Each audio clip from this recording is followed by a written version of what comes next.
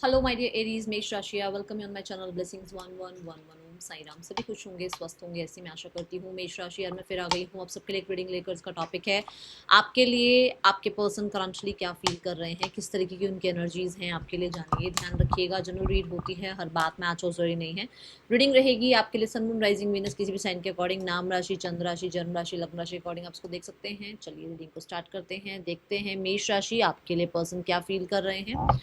Celtic cross के through मैं ये रीडिंग करने वाली हूँ, सो इसलिए इस रीडिंग में हम सभी तरह की जो एनर्जीज हैं वो चेक करने वाले हैं। ओके, रीडिंग की एनर्जी से आप कनेक्ट हो जाएं विद 111। देखते हैं मेष राशि पर्सन की एनर्जीज, पर्सन की करंट फीलिंग्स, पर्सन का माइंडसेट, उनके डिज़ायर आपके लिए, इस रिश्ते के लिए, सब जानेंगे। ठीक है,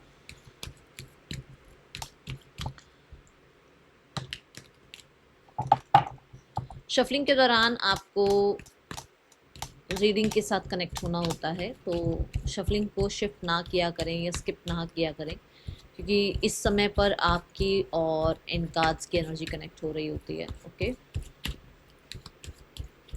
पूरी रीडिंग देखिएगा। एंड ऑफ द रीडिंग में मैं गाइडेंस भी बताने वाली हूँ, थर्ड पर्सन सिनारियो और फैमिली सिनारियो भी देखेंगे। ओके, पर्सन की energies.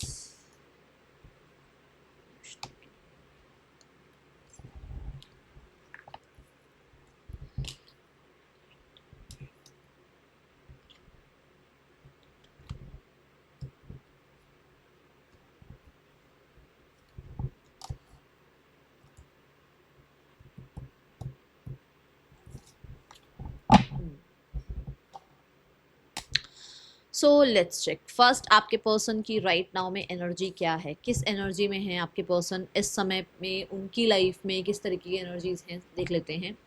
The king of swords, king of swords कहता है बहुत सारी बातों को लेकर ये थोड़ा मैं बोलूँगी प्रैक्टिकल वे में है।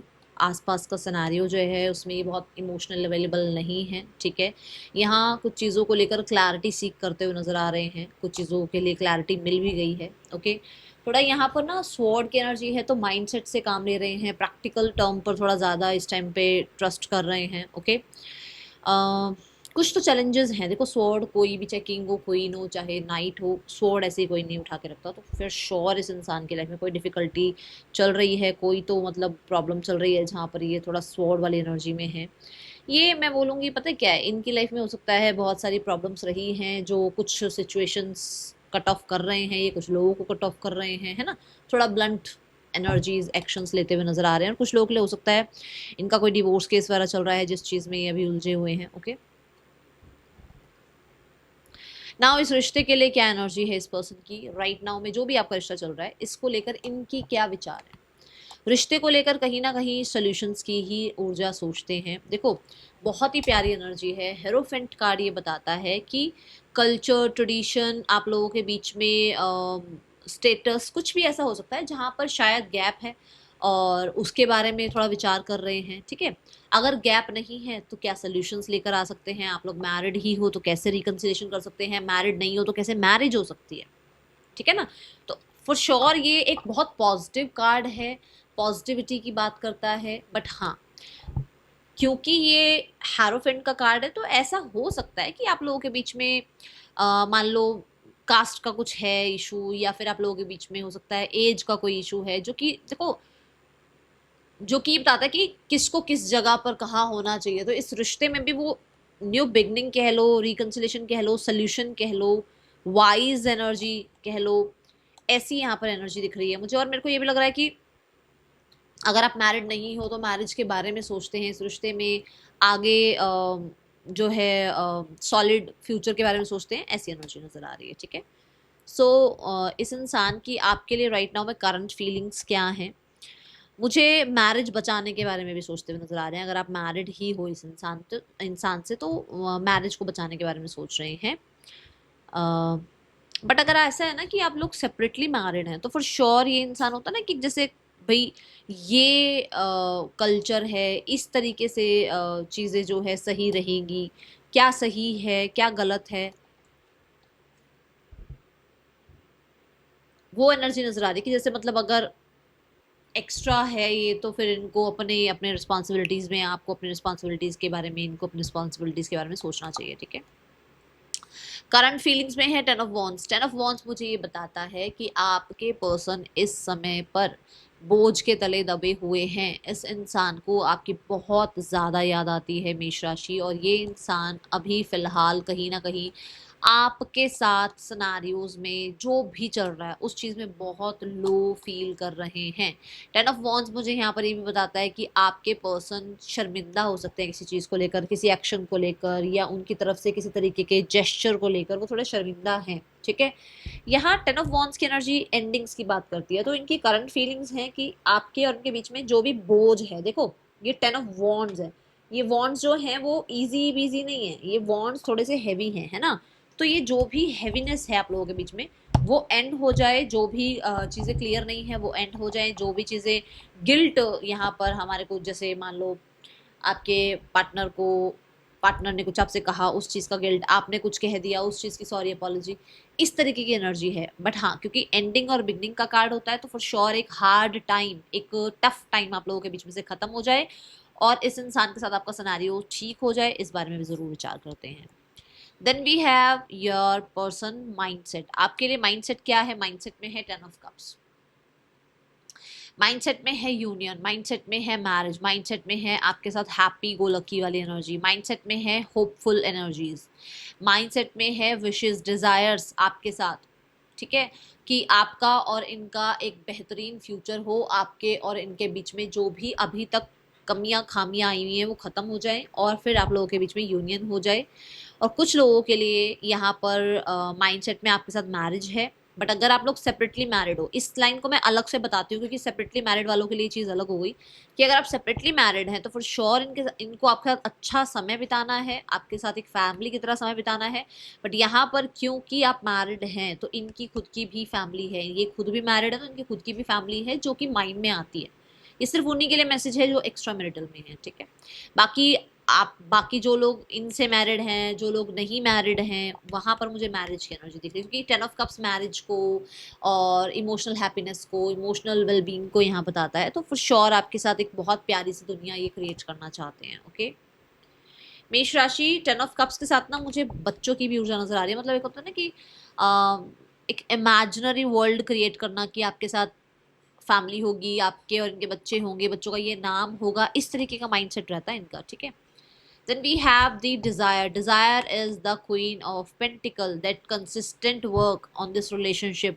इस रिश्ते में नर्चरिंग एनर्जीज रखना, इस रिश्ते का ख्याल रखना, इस रिश्ते को स्टेबल रखना। डिज़ायर यही है कि आप इनके स्पाउस बने, अगर आप फीमेल हैं मेल हैं वो कोई प्रॉब्लम नहीं है, आप इनके स्पाउस बने। ठीक है, आपके और इनके रिश्ते की सिक्योरिटी बहुत टाइट हो, मतलब वो कहते हैं ना प्रॉमिसिंग सिक्योरिटी हो, कहीं इधर उधर ना हिल जाए ये रिश्ता, इधर उधर नहीं जाना चाहिए रिश्ता। तो ये इनकी डिज़ायर है। क्वीन ऑफ पेंटिकल बहुत ही सॉलिड कार्ड होता है, बहुत ही प्यारा कार्ड है ये एज अ पार्टनर, और वो भी वाइफ और हस्बैंड की तरह आपको देखते हैं।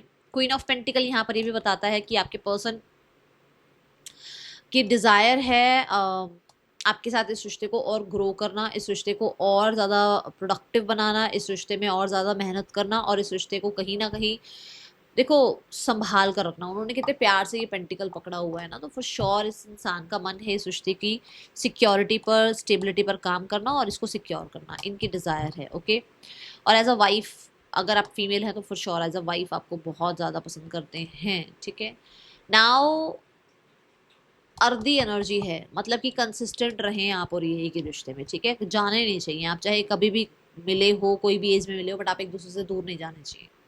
We have the intention. Intention है एस ऑफ कप्स, इंटेंशन है go with the flow, intentions है न्यू बिगनिंग, इंटेंशंस है आप दोनों के बीच में पीस, इंटेंशंस है आप दोनों के बीच में इमोशनल कनेक्टिविटी, इंटेंशंस है आप लोगों के बीच में जो फीलिंग्स हैं वो एक्सप्रेस करना, एक न्यू बिगनिंग के लिए इनिशिएट लेना। इंटेंशंस इनकी यही है कि ये रिश्ता, जैसे कहते हैं ना, मान लो दुनिया में हम कितने लोगों से मिलते हैं बट हमारी सबसे बॉन्डिंग नहीं बनती। इंटेंशंस ये है कि आपकी और उनकी बॉन्डिंग बने, आपके और उनके बीच में रिश्ता इतना स्मूथ हो जाए कि ग्रजेस को, टॉक्सिसिटी को जगह ही ना मिले। ठीक है, इंटेंशंस इनकी न्यू बिगनिंग की है विद पीस। ओके, और हाँ, कोडिपेंडेंसी की भी एनर्जी है कि या तो आप इन पे कोडिपेंडेंट रहें या फिर अगर ये कोडिपेंडेंसी फील कर रहे हैं तो आपके साथ न्यू बिगनिंग हो जाए। ओके, नाउ द मेष राशि, the challenges between you and your partner is the hanged man. Hanged man ये कहता है कि कुछ ना करना एक बहुत बड़ा चैलेंज है। जैसे कि आप अपने घर बैठे हो, ये अपने घर बैठे हैं, कोई एक्शन नहीं ले रहा है, सिर्फ सोच विचार कर रहे हैं, वो एक बहुत बड़ा आप लोगों के बीच में चैलेंज है। दूसरा चैलेंज है कुछ चीज़ों को लेट गो करना, कुछ चीज़ों को सेक्रीफाइस करना, कुछ चीज़ों को अपनी लाइफ से जाने देना। हो सकता है नहीं जाने दे पा रहे हैं कि भाई सोसाइटी क्या कहेगी, फैमिली क्या कहेगी, ठीक है, ये छोड़ना पड़ेगा, वो छोड़ना पड़ेगा, तो वो चीज़ें, ठीक है। चैलेंज है चीज़ों के पर्सपेक्टिव को समझना।